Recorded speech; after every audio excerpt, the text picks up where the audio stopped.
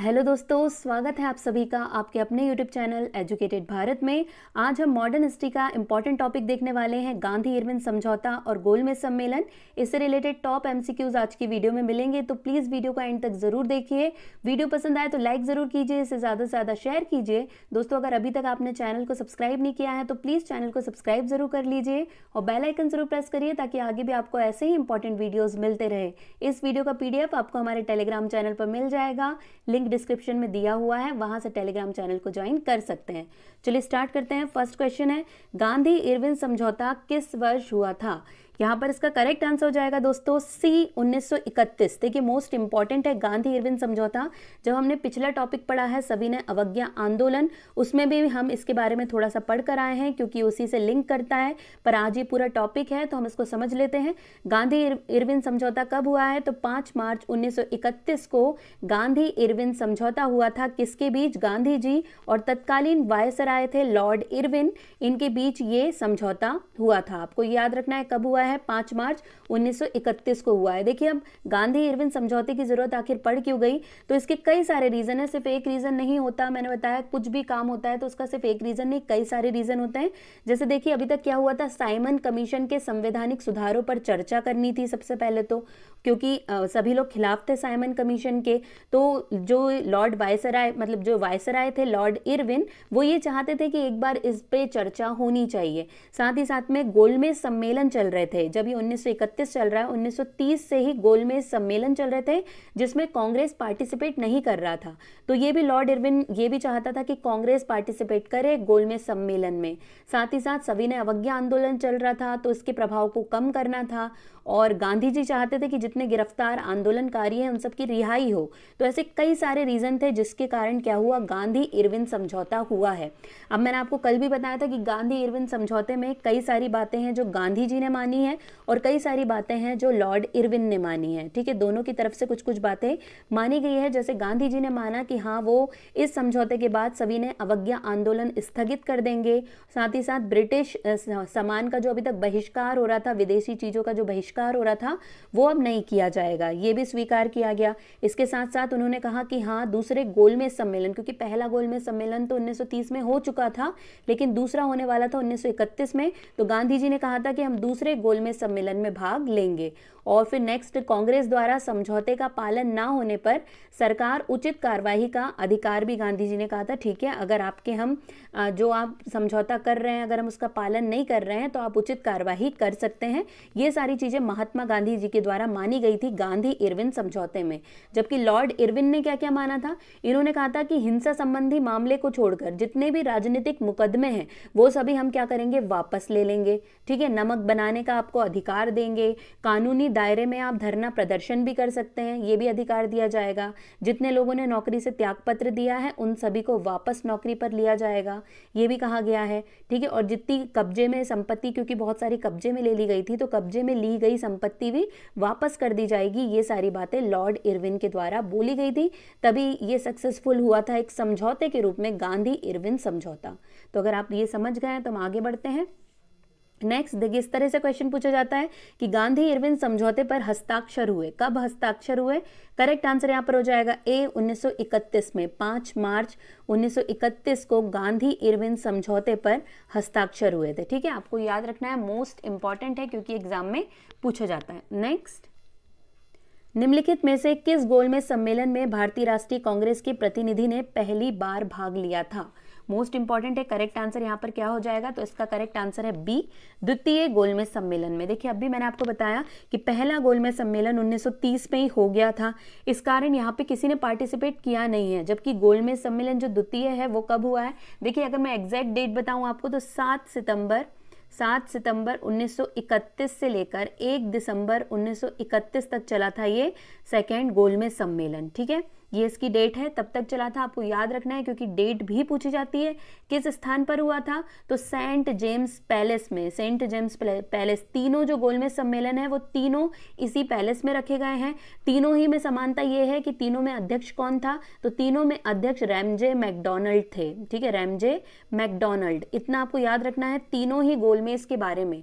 ठीक है। अब देखिए जो दूसरा गोलमेज है उसमें कांग्रेस गई, कांग्रेस की तरफ से किसने पार्टिसिपेट किया है, तो महात्मा गांधी ने किया है। ठीक है, आपको ये बात याद रखनी है, किसने किया है, महात्मा गांधी ने पार्टिसिपेट किया है। इसमें टोटल कितने प्रतिनिधि भाग लिए हैं, तो 31। ठीक है, आपको याद रखना है टोटल 31 प्रतिनिधि ने यहाँ पर भाग लिया था। कांग्रेस की तरफ से गांधी जी और कांग्रेस महिला समिति की ओर से सरोजनी नायडू, एनी बेसेंट ये गई थी। ठीक है, तो आपको इतना याद रखना है, मोस्ट इंपॉर्टेंट है, पूछा जाता है। उस भारतीय का नाम क्या है जिसने तीनों गोलमेज सम्मेलन में भाग लिया था। मोस्ट इंपॉर्टेंट क्वेश्चन, कई बार एग्जाम में पूछा गया है।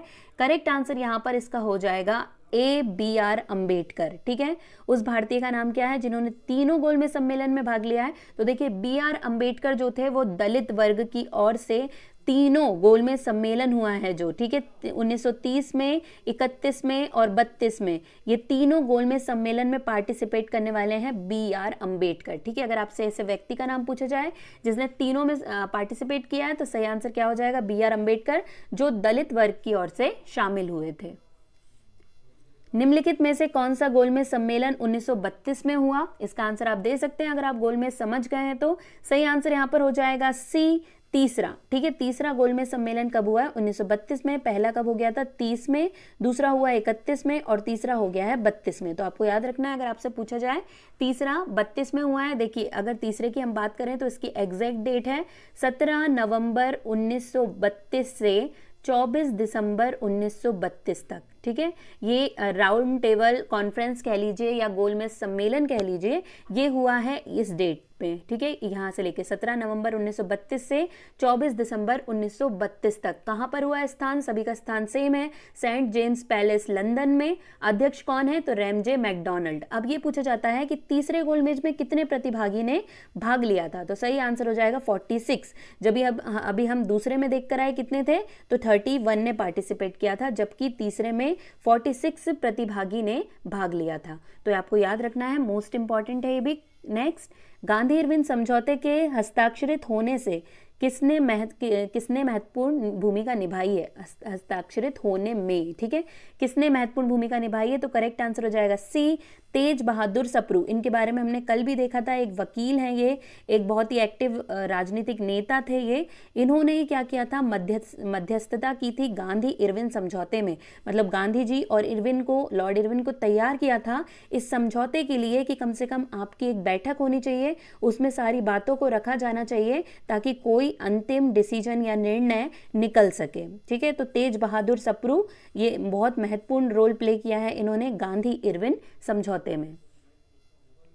लंदन में द्वितीय गोलमेज सम्मेलन की असफलता इनकी छत्र छाया में हुआ है, तो करेक्ट आंसर क्या हो जाएगा इसका, तो C, इरविन गांधी समझौता। ठीक है, इरविन गांधी समझौता, लंदन में जो द्वितीय गोलमेज सम्मेलन की असफलता है इनकी छत्र छाया में हुई है, किनकी, तो इरविन और गांधी, इरविन गांधी समझौता। देखिए क्योंकि यही वो समझौता था 1931 में जिसके कारण गांधी जी वहाँ पर गए थे और यहाँ पे लॉर्ड इरविन ने गांधी जी को ये कहा था कि आप जाइए, आपकी बातों को सुना जाएगा, आपकी बातों को रखा जाएगा, आप जैसा चाहेंगे वैसा वहाँ पे सुना जाएगा। लेकिन जब गांधी जी यहाँ पर पहुँचे थे तो यहाँ पे सारे के सारे मुद्दे सांप्रदायिक थे, सिर्फ सभी लोग सांप्रदायिक की बात को आगे बढ़ा रहे थे। कोई ये नहीं कह रहा था कि हमारे देश को आज़ाद कराना है, जबकि गांधी जी ये चाहते थे कि ये जो सांप्रदायिक मुद्दे हैं ये हम बाद में भी सॉल्व कर सकते हैं, अभी सबसे इंपॉर्टेंट अगर कुछ है तो वो देश की आज़ादी है।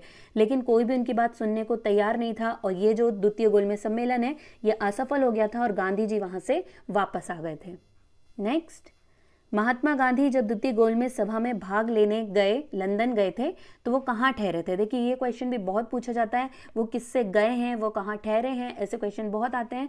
सही आंसर यहाँ पर हो जाएगा B, किंग्सले हॉल में। ठीक है, किंग्सले हॉल में जब गांधी जी गोलमेज सम्मेलन में भाग लेने गए थे, आपसे पूछा जाएगा कौन से गोलमेज सम्मेलन में, तो दूसरे गोलमेज सम्मेलन में भाग लेने गए थे और कहाँ पर रुके थे, तो किंग्सले हॉल में वो रुके थे। कहाँ पे, लंदन में। और सेंट जेम्स पैलेस में तीनों गोलमेज सम्मेलन रखा गया था। नेक्स्ट, द्वितीय गोलमेज सम्मेलन में कांग्रेस के एक प्रतिनिधि के रूप में भाग लेने के लिए महात्मा गांधी बंबई से लंदन जिस पानी के जहाज में गए थे उसका नाम था, देखिए मोस्ट इंपॉर्टेंट, करेक्ट आंसर हो जाएगा एस राजपुताना। ठीक है, एस राजपुताना का नाम आपको याद रखना है, क्योंकि कई बार सिर्फ ये दे दिया जाता है कि एस राजपुताना संबंधित है और यहाँ पे नाम दे दिए जाते हैं, तो आपको पता होना चाहिए ये महात्मा गांधी से संबंधित है, क्योंकि जब महात्मा गांधी बंबई से लंदन गए थे गोलमेज सम्मेलन अटेंड करने सेकेंड वाला, तब वो इसी जहाज से गए थे, तो वो कौन सा था, एस राजपुताना। नेक्स्ट, निम्नलिखित में से किसने भारतीय राष्ट्रीय कांग्रेस के कराची अधिवेशन को महात्मा गांधी की लोकप्रियता और सम्मान की पराकाष्ठा माना है? तो यहाँ पर इसका सही आंसर हो जाएगा एस.सी. बोस। ठीक है, एस.सी. बोस के द्वारा जो सेकेंड कराची अधिवेशन को, ठीक है, जो कराची अधिवेशन हुआ था कब हुआ है, 1931 में हुआ। इसे महात्मा गांधी की लोकप्रियता और सम्मान की पराकाष्ठा माना है। ठीक है, मोस्ट इंपॉर्टेंट है, ये आपको याद रखना है। हम कांग्रेस के अधिवेशन भी पढ़ेंगे जहाँ पे आप और अच्छे समझ पाएंगे कि क्यों ऐसा है, कराची अधिवेशन क्यों इतना खास था। देखिए कुछ मोस्ट इंपॉर्टेंट अधिवेशन है कांग्रेस के, जिसका वीडियो भी मैं आपको बहुत जल्दी कराऊंगी, क्योंकि इससे रिलेटेड क्वेश्चन भी एग्जाम में पूछे जाते हैं। निम्नलिखित में से भारतीय राष्ट्रीय कांग्रेस के किस अधिवेशन में महात्मा गांधी ने कहा था, गांधी मर सकते हैं परंतु गांधीवाद सदैव बना रहेगा? तो इसका करेक्ट आंसर हो जाएगा डी, कराची अधिवेशन। देखिए मोस्ट इंपॉर्टेंट अधिवेशन होता है 1931 में कांग्रेस का, जहां पे गांधी जी कहते हैं कि गांधी मर सकते हैं परंतु गांधीवाद सदैव बना रहेगा। ठीक है, तो ये स्टेटमेंट वाले क्वेश्चन बहुत इंपॉर्टेंट होते हैं, बहुत पूछा जाता है, आपको इसे बहुत अच्छे से याद रखना है। नेक्स्ट है, भारतीय राष्ट्रीय कांग्रेस के किस अधिवेशन में गांधी इरविन समझौते का अनुमोदन किया गया? तो यहाँ पे इसका करेक्ट आंसर हो जाएगा ए, कराची अधिवेशन में ही इसका अनुमोदन रखा गया था, इसका प्रपोजल रखा गया था गांधी इरविन समझौते का। ठीक है, तो आपको ये बहुत अच्छे से याद रखना है, क्योंकि पूछ लिया जाता है कि कराची अधिवेशन कब हुआ है, 1931 में, और ये एक मोस्ट इंपॉर्टेंट अधिवेशन रहा है। गांधी इरविन समझौते में किस आंदोलन को रोकने का प्रावधान है? तो यहाँ पर करेक्ट आंसर हो जाएगा बी, सविनय अवज्ञा आंदोलन। हम जब सविनय अवज्ञा आंदोलन पढ़ के आए हैं तभी हमने देखा है कि गांधी जी ने, जब ये समझौता हुआ है तभी गांधी जी ने सविनय अवज्ञा आंदोलन को स्थगित कर दिया था। ठीक है, तो ये मोस्ट इंपॉर्टेंट है, किस आंदोलन को रोकने के लिए, तो सविनय अवज्ञा आंदोलन को रोकने के लिए। निम्नलिखित में से किस भारतीय नेता ने लंदन में प्रथम गोलमेज कॉन्फ्रेंस में भाग लिया था? तो यहाँ पर इसका करेक्ट आंसर यहाँ पर हो जाएगा ए, मौलाना मोहम्मद अली। ठीक है, मोहम्मद अली ने प्रथम गोलमेज सम्मेलन में भाग लिया था। ठीक है, ये भी याद रखना है। देखिए सबसे ज़्यादा तो महात्मा गांधी का पूछा जाता है, लेकिन कुछ फर्स्ट और थर्ड में या जिन्होंने तीनों में पार्टिसिपेट किया है, ऐसे क्वेश्चन भी बहुत ज़्यादा एग्जाम में पूछे जाते हैं। ब्रिटिश सरकार द्वारा लंदन में भारतीय नेताओं का प्रथम गोलमेज सम्मेलन कब बुलाया गया? तो करेक्ट आंसर इसका क्या हो जाएगा, कब बुलाया गया भारतीय नेताओं का प्रथम गोलमेज सम्मेलन या राउंड टेबल कॉन्फ्रेंस? तो करेक्ट आंसर यहाँ पर हो जाएगा सी, 1930। मैंने आपको बताया इसकी करेक्ट डेट क्या हो जाएगी, तो 12 नवंबर 1930 से लेकर 19 जनवरी 1931 तक। ठीक है, कहाँ पर हुआ है, तो मैंने आपको बताया तीनों सेम है, सेंट जेम्स पैलेस लंदन में, और साथ ही साथ इसके अध्यक्ष कौन है, तो वो है रैमजे मैकडोनाल्ड, जिन्होंने तीनों ही गोलमेज सम्मेलन की अध्यक्षता की थी। ये भी बहुत ज्यादा एग्जाम में पूछा जाता है। अब देखिए फर्स्ट में कितने पार्टिसिपेट किया है, कितने प्रतिभागी गए हैं, तो सही आंसर यहाँ पर हो जाएगा 89। ठीक है, 89 पार्टिसिपेट थे, सेकेंड में 31 थे, और हमने सेकेंड वाले में 31, और जो थर्ड वाला है उसमें 46। ये आपको याद रखना है, क्योंकि बहुत ज्यादा एग्जाम में पूछा जाता है। नेक्स्ट, प्रथम गोलमेज सम्मेलन के बारे में निम्नलिखित में से कौन एक सही नहीं है?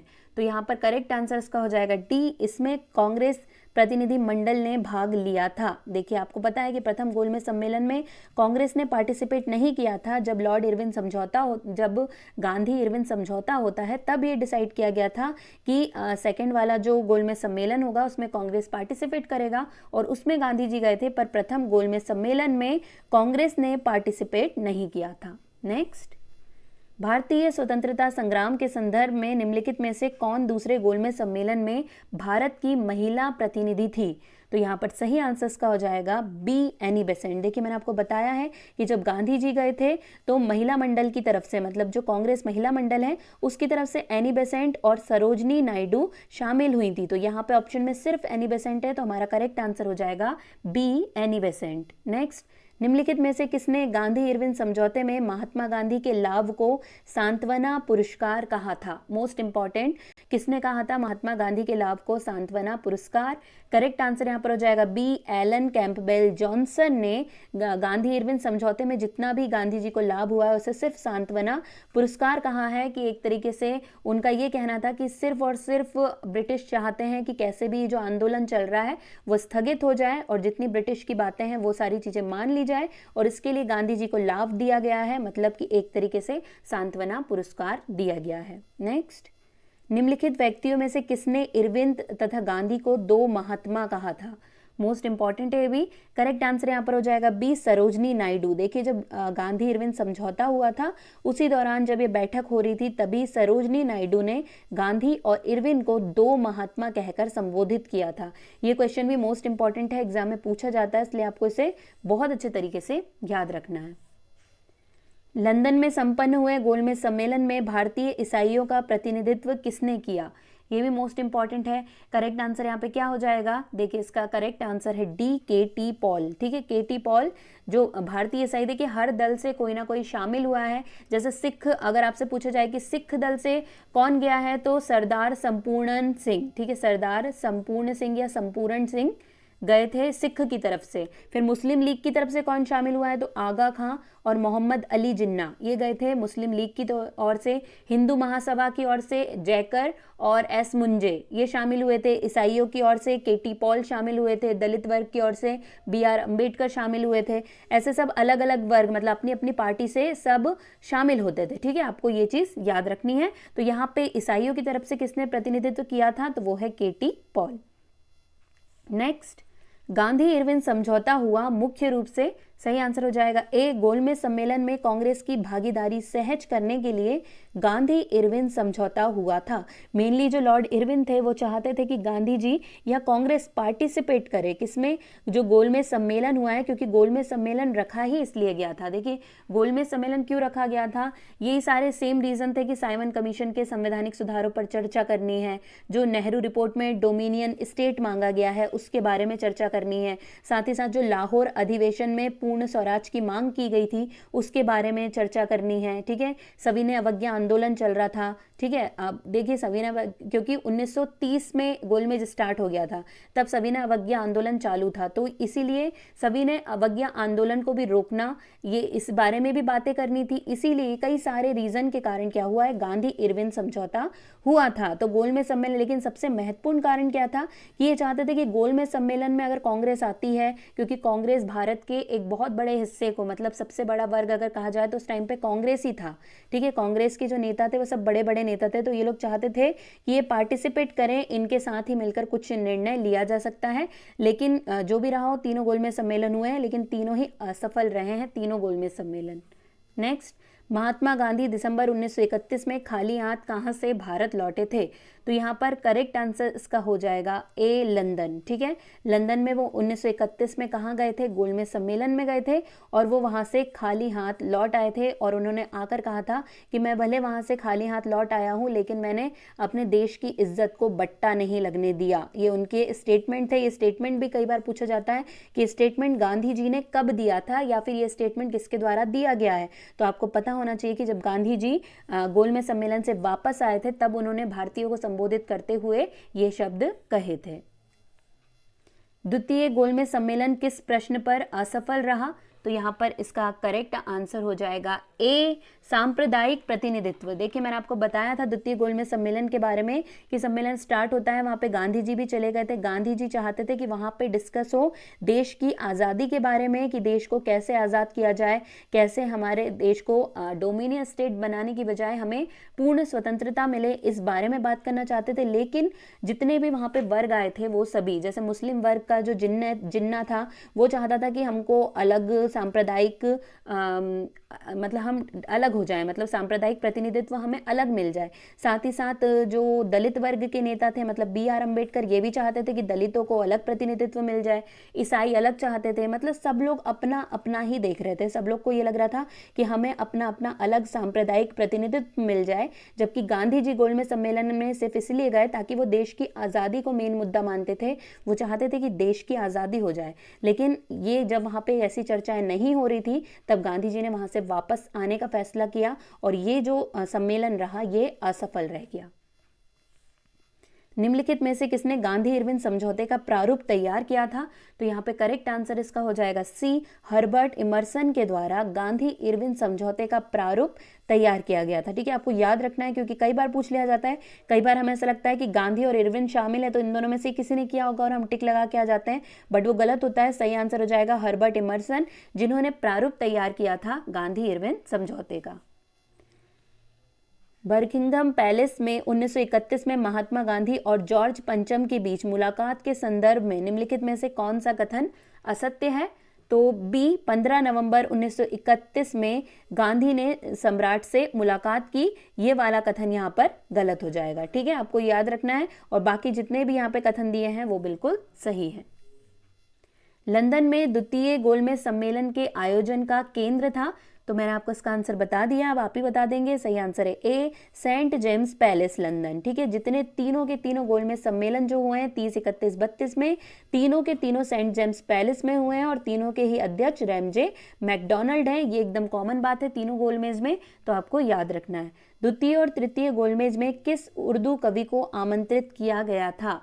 यहाँ पर सही आंसर हो जाएगा बी, मोहम्मद इकबाल। मोहम्मद इकबाल एक कवि हैं, पोएट हैं, मोस्ट इंपॉर्टेंट नाम है ये, तो इनका नाम आपको एग्जाम में ज़रूर पूछा जाता है, इसलिए आपको याद रखना है कि द्वितीय तृतीय सम्मेलन में किस उर्दू कवि को, तो मोहम्मद इकबाल को आमंत्रित किया गया था। निम्नलिखित में से कौन से गोलमेज सम्मेलन में गांधी जी ने शिरकत करी? तो अभी आपको इसका सही आंसर पता होगा। सही आंसर है बी, केवल द्वितीय। ठीक है, सिर्फ सेकंड में जहाँ पे भी उन्होंने अपनी बात रखी लेकिन उस बात पे कोई अच्छा सा रिस्पॉन्स नहीं मिल पाया। ठीक है, सिर्फ सांप्रदायिक मुद्दे चल रहे थे, इसीलिए वो असफल हो गया था सेकेंड गोलमेज सम्मेलन। इनमें से किसने द्वितीय गोलमेज सम्मेलन में भाग नहीं लिया? तो करेक्ट आंसर यहाँ पर हो जाएगा डी, जवाहरलाल नेहरू। ठीक है, महादेव देसाई, प्यारेलाल नैयर, मदन मोहन मालवीय, इन सभी ने द्वितीय गोलमेज सम्मेलन में किसी न किसी पार्टी की ओर से भाग लिया है, लेकिन जवाहरलाल नेहरू ने पार्टिसिपेट नहीं किया था क्योंकि कांग्रेस की ओर से कौन गए थे? महात्मा गांधी। अब है लास्ट क्वेश्चन, निम्नलिखित में से कौन सा गांधी इरविन समझौते का उपबंध नहीं था? तो सही आंसर हो जाएगा डी, शोषित वर्गों के लिए 18% सीटों का आरक्षण, ये गांधी इरविन समझौते का उपबंध नहीं था। दोस्तों यहीं पे हमारे 30 क्वेश्चंस कंप्लीट हो गए हैं। इसका पीडीएफ आपको हमारे टेलीग्राम चैनल पर मिल जाएगा। उम्मीद करती हूँ कि वीडियो पसंद आया होगा। वीडियो पसंद आया हो तो लाइक ज़रूर कीजिए, इसे ज़्यादा से ज़्यादा शेयर कीजिए। दोस्तों अगर अभी तक चैनल को सब्सक्राइब नहीं किया है तो प्लीज़ सब्सक्राइब ज़रूर कर दीजिए, लाइक ज़रूर कीजिएगा क्योंकि आपका एक लाइक बहुत मोटिवेट करता है। आज के लिए बस इतना ही, अब आपसे मुलाकात होगी एक नए वीडियो के साथ। तब तक के लिए पढ़ते रहिए, आगे बढ़ते रहिए। जय हिंद, जय भारत।